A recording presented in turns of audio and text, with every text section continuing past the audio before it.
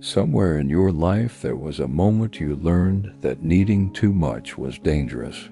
Maybe nobody shouted, maybe nobody hit, maybe nobody left, but the message still landed. Keep it small, keep it quiet, keep it alone.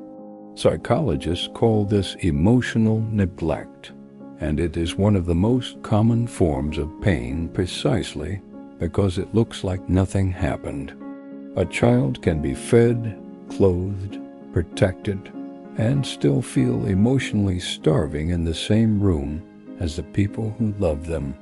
When the face you search for does not meet your eyes, your nervous system does not read busy. It reads unsafe. The brain builds its first map of love from attention, tone, and repair, not from grand speeches or perfect parenting. If comfort is inconsistent, the child does not stop needing comfort. The child stops asking for it. That is how a quiet survival strategy is born, and it can follow a person for decades without anyone naming it. Later, as an adult, you might call it independence, but your body may recognize it as loneliness dressed up as strength. Many people who were emotionally neglected become experts at reading micro-shifts in mood, because predicting adults was once a form of safety. Hypervigilance can look like empathy, yet inside it often feels like walking on glass with a smile. In attachment research, the child's goal is not happiness. The child's goal is connection, because connection equals survival. So the child adapts, and the adaptation becomes a personality, and the personality becomes a life. Some people become the easy one, the low-maintenance one, the one who never causes trouble, the one everyone praises for being so mature. What nobody sees is the private cost of being praised for disappearing. Emotional neglect teaches you to perform competence while secretly craving permission to collapse. It trains you to carry your own sadness like contraband, hidden so well that even you forget it exists until a small comment opens the door. A harmless sentence can suddenly feel like a verdict, not because you are fragile, but because your history is still listening. The body keeps records the mind cannot easily narrate, and those records surface as tension, numbness, stomach pain, insomnia, or a heaviness that has no name. Trauma is not defined only by what happened, but also by what should have happened and did not. A child should have been held, mirrored, reassured, and emotionally guided, and when that does not occur, the child improvises. Improvisation becomes overfunctioning, and overfunctioning becomes exhaustion, and exhaustion becomes shame for being exhausted. You learn to earn love through usefulness, because being useful is safer than being needy. People-pleasing is often not a choice. It is a long-practiced method of keeping closeness without risking rejection. Even kindness can become a cage when it is powered by fear instead of freedom. In relationships, you might stay too long, not because the person is right for you, but because leaving feels like confirming an old belief that you are not worth staying for. The heart does not just bond to affection, it bonds to relief, and relief is strongest when love is rare. That is why inconsistent partners can feel magnetic, because unpredictability recreates the emotional weather your body already knows.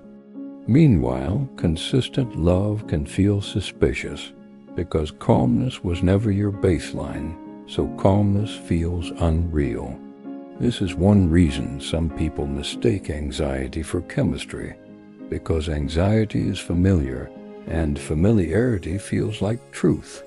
Neuroscience explains that repeated emotional patterns strengthen certain pathways, making some reactions automatic before conscious thought arrives.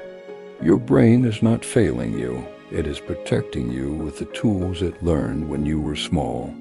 The tragedy is that protective tools can become prisons when they are used in a world that no longer requires them. Emotional neglect also shapes the voice in your head because children internalize the tone they grow up with. If your feelings were minimized, you may minimize yourself even when you are clearly hurting.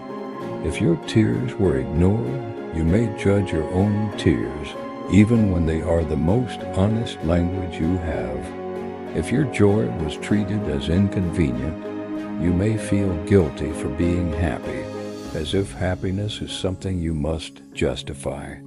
Many adults carry this guilt like a quiet tax, paying it every time they rest, every time they ask, every time they want. On the outside, you look composed, but on the inside, you negotiate with your own needs like they are enemies. That negotiation is exhausting, and exhaustion can make life feel gray, even when nothing is wrong on paper. This is why successful, admired, high-functioning people can still feel empty, because achievement cannot replace attunement. Attunement is the simple experience of being emotionally met, and it is a human need, not a luxury. When that need is missing, the mind often tries to solve the ache by becoming exceptional, hoping exceptionalism will finally earn attention. Yet attention is not the same as being seen, and applause is not the same as being held. A crowded room can still feel like a desert when the one person you needed never learned how to reach you. At this point, many people start blaming themselves because self-blame at least offers the illusion of control.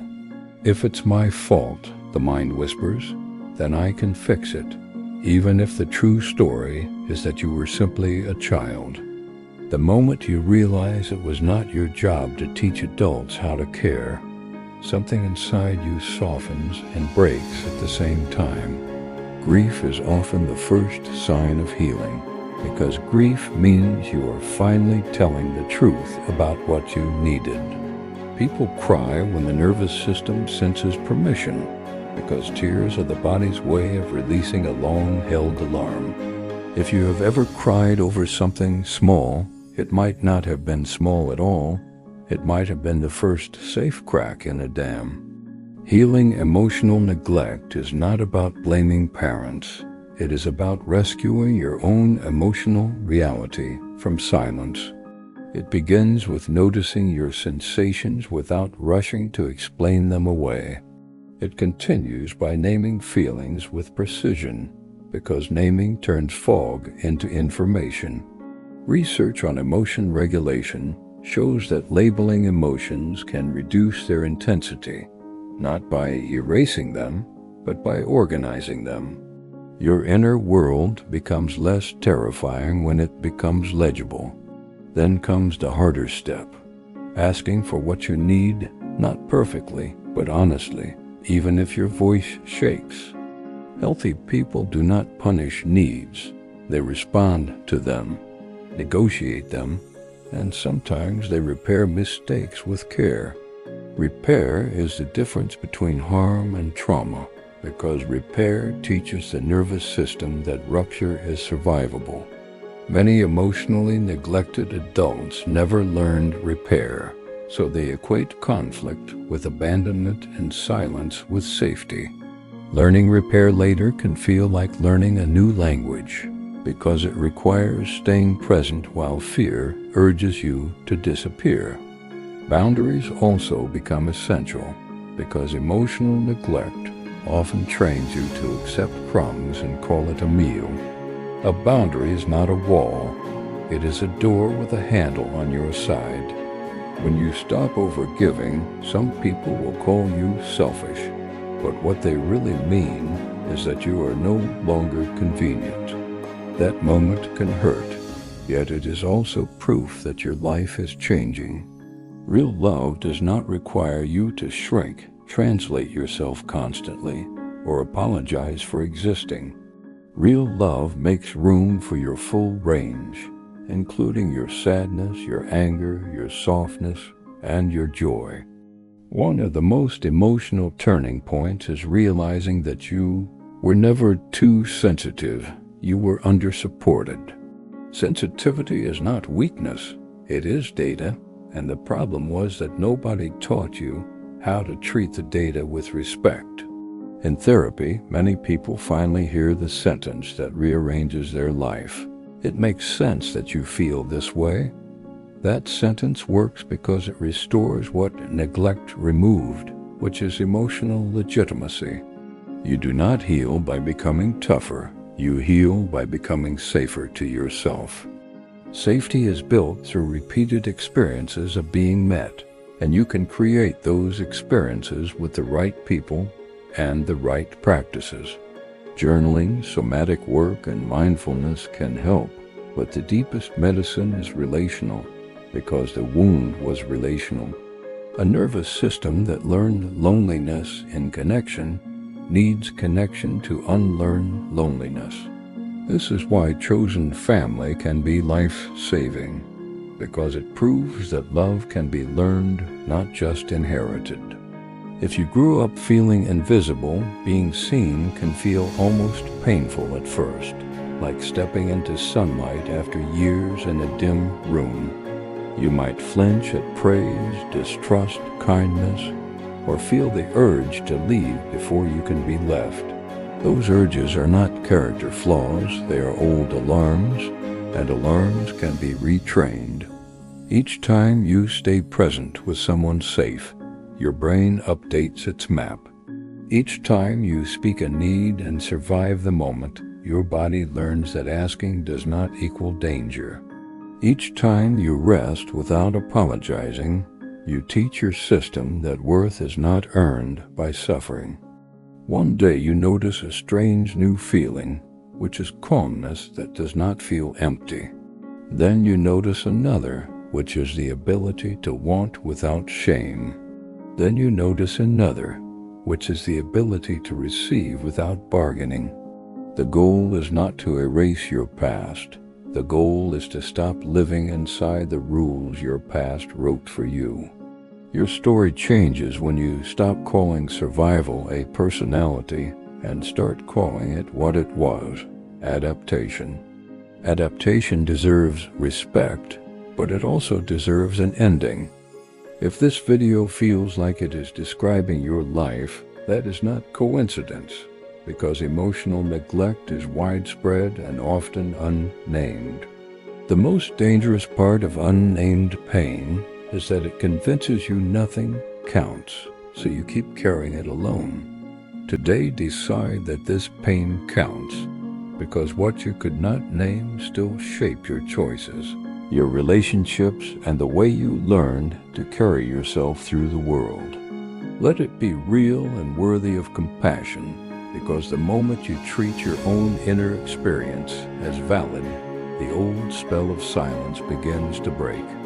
Start with one small act of repenting, like speaking to yourself in the tone you deserved, because the nervous system learns safety through repetition, not through one heroic breakthrough.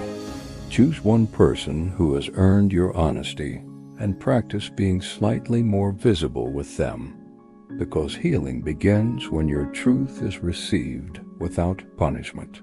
When old guilt shows up as you rest, remember that guilt is often a leftover alarm from a childhood where your needs felt inconvenient, not a sign that you are doing something wrong today. If you grew up feeling emotionally alone, it makes sense that tenderness can feel unfamiliar, yet unfamiliar does not mean unsafe, and your body can learn the difference with time. The goal is not to relive every memory, but to build a new pattern where your feelings are allowed to exist in the open, without being minimized, mocked, or rushed away. And if a part of you is still waiting for someone to finally notice, let this be the moment you notice yourself first, because that single shift can change the entire direction of your life. And when you feel the tears rise, do not judge them. because those tears are evidence that the invisible has finally been seen. If you want more videos like this that decode human behavior with clarity and heart, subscribe to Psychology Decoded. And remember that healing is not a personality change, it is a return to yourself.